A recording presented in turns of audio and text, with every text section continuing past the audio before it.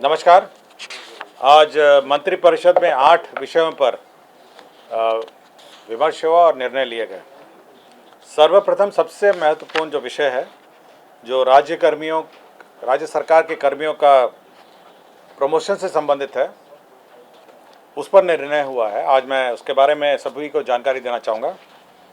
राज्य सरकार अभी तक जो व्यवस्था थी, माननीय सर्वोच्च न्यायालय में जो मुकदमा चल रहा था और स्टे लगा हुआ था, उसके कारण से राज्य सरकार सभी जो कर्मचारी और पदाधिकारियों को कार्यकारी व्यवस्था के रूप में अपने ही वेतनमान में प्रभार देती थी। इसका मतलब ये है कि जो जूनियर इंजीनियर थे वो कार्यपालक अभियंता के चार्ज में थे अपने ही वेतनमान में। कार्यपालक अभियंता कुछ मामलों में अधीक्षण अभियंता के और चीफ इंजीनियर के भी चार्ज में थे अपने वेतनमान में। इसी प्रकार सहायक प्रशाखा पदाधिकारी के चार्ज में थे। तो जो सभी संबंधित हमारे पदाधिकारी और कर्मचारी हैं, जैसे डिप्टी कलेक्टर में देखा जाए तो जिनको जॉइंट सेक्रेटरी में होना था, वो जॉइंट सेक्रेटरी के प्रभार में तो हैं, किंतु डिप्टी सेक्रेटरी का वेतन लेते थे। तो राज्य सरकार ने यह निर्णय लिया है कि एक नियमावली गठन की गई और इस पर मंत्रिपरिषद में स्वीकृति दिया गया। अब ये निर्णय लिया गया कि अब उच्चतर पद धारक लोक सेवक को उच्चतर पद का वेतनमान और सभी सुविधाएं दी जाएंगी। मतलब अगर वो डिप्टी सेक्रेटरी हैं किंतु जॉइंट सेक्रेटरी का कार्य कर रहे हैं तो जॉइंट सेक्रेटरी का उनको वेतनमान भी दिया जाएगा और उनका जो भी सुविधा जॉइंट सेक्रेटरी होगी। अगर जूनियर इंजीनियर है, वो कार्यपालक अभियंता का चार्ज में है, तो कार्यपालक अभियंता का जो प्रमोशन के माध्यम से, अब कार्यपालक अभियंता के माध्यम से अगर कार्यपालक अभियंता का प्रमोशन के पद पर हैं तो उनको वेतनमान दिया जाएगा। व्यवस्था ये की गई है क्योंकि मामला अभी भी आरक्षण से संबंधित जो प्रोन्नति में आरक्षण का संबंध मामला अभी भी सर्वोच्च न्यायालय में लंबित है। उसके आलोक में, उसको ध्यान में रखते हुए राज्य सरकार ने जो सारे पद हैं उसमें से 16 और 1% जो अनुसूचित जाति और जनजाति के जो पद हैं उसको अलग पहले कर ले लिया जाएगा। इसका मतलब है कि अगर 100 पद हैं, 100 पद किसी वर्ग में हैं तो 16 पद उसमें से हटा लिए जाएंगे और एक पद 16% अनुसूचित जाति का और 1% अनुसूचित जनजाति का, जो 17 पद हैं उसको पहले हटा लिए जाएंगे। मतलब कि आपका 83 पद बच जाते हैं।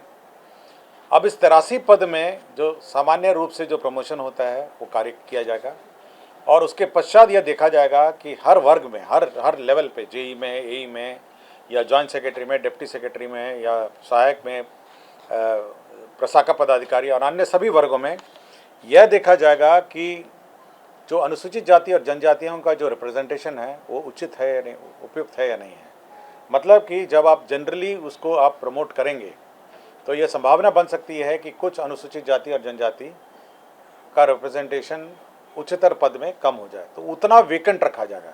मतलब कि 83 जो पद हैं, 83 पद में से जब आप प्रमोट करेंगे तो उसका 16% आपका अनुसूचित जाति का रिप्रेजेंटेशन होना चाहिए और 1% अनुसूचित जाति का होना चाहिए।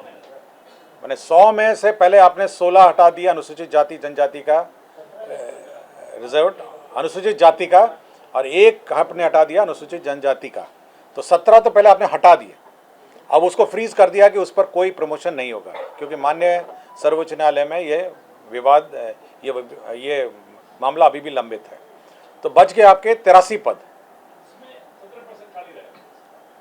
नहीं, आप पहले 100 पद, जैसे किसी में, जैसे जब आपका एग्जीक्यूटिव इंजीनियर का ले लीजिए या तो 100 पद हैं, 100 पद में पहले आप 16 और 1 आप पहले हटा लेंगे। 17 हट गए तो बच गए आपके 83 पद में। अब आप सामान्य रूप से इसको प्रमोट करेंगे, पूरी एक सीनियरिटी लिस्ट बनाएंगे सभी का। अगर आपको एग्जीक्यूटिव इंजीनियर में करना होगा तो असिस्टेंट इंजीनियर की एक लिस्ट बनेगी, तो असिस्टेंट इंजीनियर की लिस्ट में सीधा एक बार प्रमोट करेंगे आप सभी को, मतलब सामान्य रूप से सीनियरिटी के हिसाब से। लेकिन यह संभावना है कि क्योंकि अनुसूचित जाति जनजाति अपने अलग अलग जगह पे हैं सीनियरिटी की लिस्ट में, वो कहीं हो सकता है कि वो जब फाइनली 83 में जब प्रमोशन होगा तो हो सकता है वो 16 और 1 में, और मतलब 16% इस 83 का 16% और 83 का 1% भरे नहीं होंगे। तो यदि नहीं भरते हैं तो उसको खाली रखा जाएगा और उसके बारे में बाद में निर्णय लिया जाएगा। अब बिल्कुल क्लियर हो गया, हमें इसमें कोई डाउट नहीं है। पहले फॉर्मूला देखिए, पहले पहले आप कार्यपालक अभियंता का ले लीजिएगा, 100 पद हैं आपके।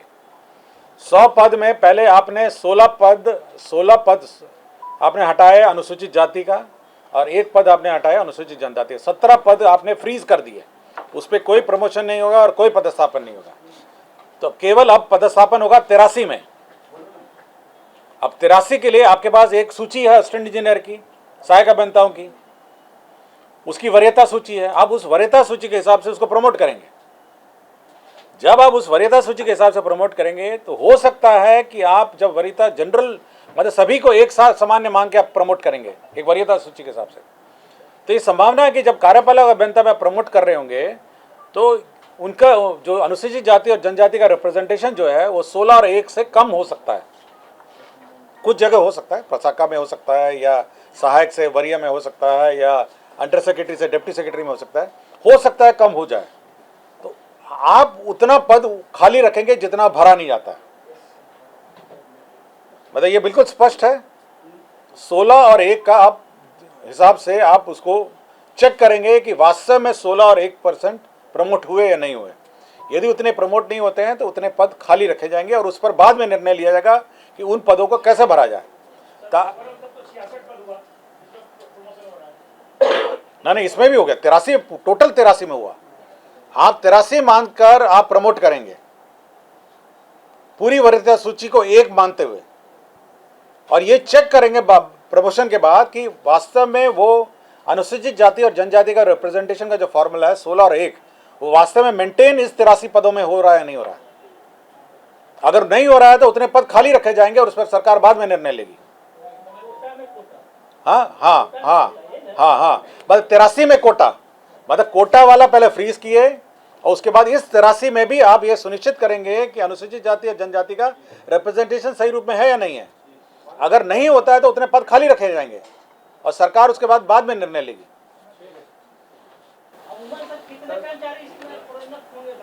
पूरे राज्य के सभी, पूरे राज्य के, पूरे आपके मतलब जिला स्तर के कर्मचारी हैं, आपके राज्य स्तर के हैं, संवैधानिक पूरे कार्य बहुत ज्यादा होंगे। आपके पुलिस व्यवस्था में भी प्रमोशन होगा, आपके इंजीनियरिंग व्यवस्था में होगा, आपके डिप्टी कलेक्टर्स में होगा, जितनी राज्य सेवाएं होंगी, फिर जिला स्तरीय काडर भी है, बहुत सारा है। तो बड़ी आपका पंचायत से नीचे वाले भी तो हैं, आपके जिला स्तरीय काडर भी तो आपका है।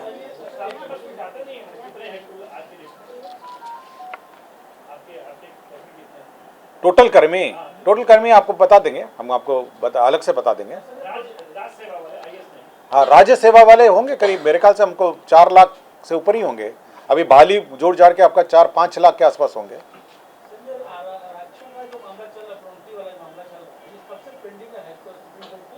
ये 2016 से पेंडिंग है, 2016 से पेंडिंग है, मतलब 6 साल से हम लोग प्रोन्नति नहीं कर पाए हैं। तो इसलिए वैकल्पिक रूप से हम लोगों ने ये व्यवस्था की है कि प्रमोशन हो और साथ ही अनुसूचित जाति और जनजाति का जो रिप्रेजेंटेशन है प्रमोशन में बाद में वो भी रहे। और जब फाइनली जो माननीय उच्च न्यायालय का, सर्वोच्च न्यायालय का निर्णय आएगा तो वो जो 16+1 वो फ्रीज्ड वैकेंसीज हैं उस पर भी निर्णय होगा। फिर एक बार फिर से पूरी एक्साइज प्रमोशन और रोस्टर की बात की जाएगी। कार्यकारी प्रभार लेकिन रेगुलर है यार, मतलब रेगुलर वेतन है। मतलब अगर उसको प्रभार आप देते हैं सहायक अभियंता से असिस्टेंट इंजीनियर का, तो असिस्टेंट इंजीनियर का उसको वेतन देना पड़ेगा। तो असिस्टेंट इंजीनियर साहब एग्जीक्यूटिव इंजीनियर का जो प्रभार देते थे पहले, आप अपने वेतनमान में देते थे, अब उच्चतम वेतनमान में आप देंगे। मतलब वो क्योंकि मान्य अभी मामला अभी भी मतलब न्यायालय में विचाराधीन है ना, इसलिए कार्यकारी है।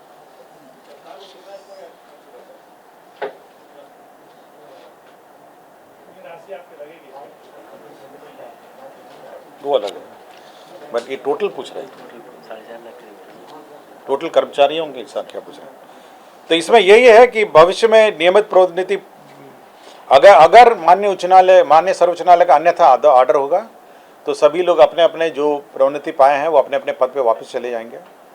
और किंतु जो वेतन इस बीच में उन्होंने लिया होगा या सुविधा ली होगी वो उनसे वसूलनीय नहीं होगी। मतलब अगर सर्वोच्च न्यायालय का जो भी फाइनल डिसीजन होगा तो सभी लोग अपने अपने पद पे वापस चले जाएंगे, लेकिन हम लोग वसूलेंगे नहीं उनका वेतन। क्लियर हो गया सब ये?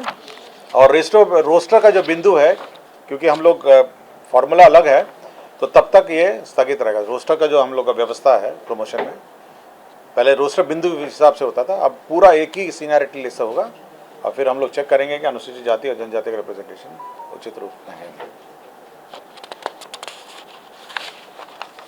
और इस संबंध में किसी को कुछ पूछना है? ठीक है, धन्यवाद। मंत्रिपरिषद ने एक निर्णय गृह विभाग से संबंधित लिया है। वामपंथी उग्रवाद प्रभावित राज्यों में केंद्र प्रायोजित विशेष आधारभूत संरचना योजना के अंतर्गत 2022-26 से तक का 37 करोड़ 83 लाख का योजना स्वीकृत किया है।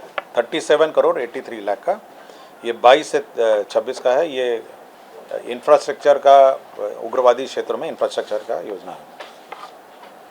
बिहार पंचायत सेवा नियमावली 2010 में संशोधन किया गया है और इनकी जो सेवा नियमावली में अब 4 स्तर के होंगे। मूल कोटि होगा प्रखंड पंचायती राज पदाधिकारी का, प्रथम प्रोन्नति स्तर होगा व्याख्याता, मुखिया, सरपंच प्रशिक्षण संस्था और जिला पंचायती राज प्रशिक्षण संस्था। तो प्रशिक्षण संस्था के जो व्याख्याता और जो प्रशिक्षण संस्था के ये होंगे, इंचार्ज होंगे, वो प्रथम प्रोन्नति का होगा। द्वितीय प्रोन्नति स्तर होगा अपर जिला पंचायती राज पदाधिकारी और अपर मुख्य कार्यपालक पदाधिकारी जिला परिषद। और तृतीय प्रोन्नति स्तर होगा जिला पंचायती राज पदाधिकारी से प्राचार्य, सहायक निदेशक, मुखिया सरपंच प्रशिक्षण संस्था, जिला पंचायती राज प्रशिक्षण संस्था, राज्य स्तरीय प्रशिक्षण एवं शोध संस्था। तो 4 स्तर का है। तो 4 स्तर का पुनर्गठन किया गया है। हम आपको दे देंगे 4 स्तर का, मैडम 4 स्तर का आपको दे देंगे, आप बांट दीजिएगा। तीसरा है जो राष्ट्रीय सुरक्षा के दृष्टिकोण से जो प्रोक्योरमेंट की व्यवस्था है, GFR 2017 के नियम 144(11) में संशोधन किया है। प्रोक्योरमेंट मतलब जो टेंडर वेंडर में कौन भाग लेंगे और कौन नहीं भाग लेंगे, इसमें केवल राष्ट्रीय सुरक्षा के दृष्टिकोण से ऐसी संस्था डिबार्ड रहेंगी जो मतलब देश के राष्ट्रीय सुरक्षा से संवेदनशील जो देश हैं उनसे तालमेल रखती हो, उनके साथ साठगांठ करती हो, वैसे कंपनियों का टेंडर में भाग लेना वर्जित रहेगा। मतलब जैसे मैं कोई कंपनी भाग लेती है, अगर उस कंपनी का कोई एग्रीमेंट या डीलिंग या कुछ अरेंजमेंट किसी अन्य ऐसा देश से हो जो राष्ट्रीय सुरक्षा के दृष्टिकोण से उचित ना हो, तो वैसे कंपनियां भाग नहीं ले सकती। अभी कौन सा कंट्री नहीं है मुझे नहीं पता, लेकिन राष्ट्रीय सुरक्षा से के दृष्टिकोण से ऐसे कंपनियां, ऐसे देश से जो तालमेल रखते हों वो रूल चेंज है, कोई कंट्री का नाम उसमें उल्लेखित नहीं है। राज्य के सभी राजकीय दंत महाविद्यालय या राजकीय दंत महाविद्यालय अस्पताल में नामांकन एवं अन्य शुल्क का निर्धारित किया गया है। एडमिशन फीस क्या होगा, ट्यूशन फीस क्या होगा, हॉस्टल फीस क्या होगा, कॉशन फीस क्या होगा, तो सारे फीस का निर्धारित किया गया है। जैसे मेडिकल कॉलेजेस में हुआ है उसी प्रकार डेंटल कॉलेज में भी फीस समान अनुपात में निर्धारित किया गया है। तो चाहिए होगा फीस मैडम आपको दे देते हैं। इंदिरा गांधी आयुर्विज्ञान संस्था पटना में 149 पदों का सृजन किया गया IGIMS में। खरीफ विपणन मौसम में हर साल बैंक गारंटी ली जाती है और जो कोऑपरेटिव बैंक और अन्य सहकारी संस्थाओं को लोन दिया जाता है प्रोक्योरमेंट के लिए। तो 8,000 करोड़ का लोन लिया जा रहा है जिसमें सरकार गारंटी दे रही है। अंबिका प्रसाद गुप्ता है, अपर जिला एवं सत्र न्यायाधीश दरभंगा, तो बर्खास्त हैं। बर्खास्तगी आदेश को रद्द करते हुए वापस लिया गया है। ये बर्खास्त हुए थे 3/9/2015 को, उनका बर्खास्तगी आदेश वापस लिया गया। तो यही 8 एजेंडा हैं जिस पर आज निर्णय लिया गया। धन्यवाद।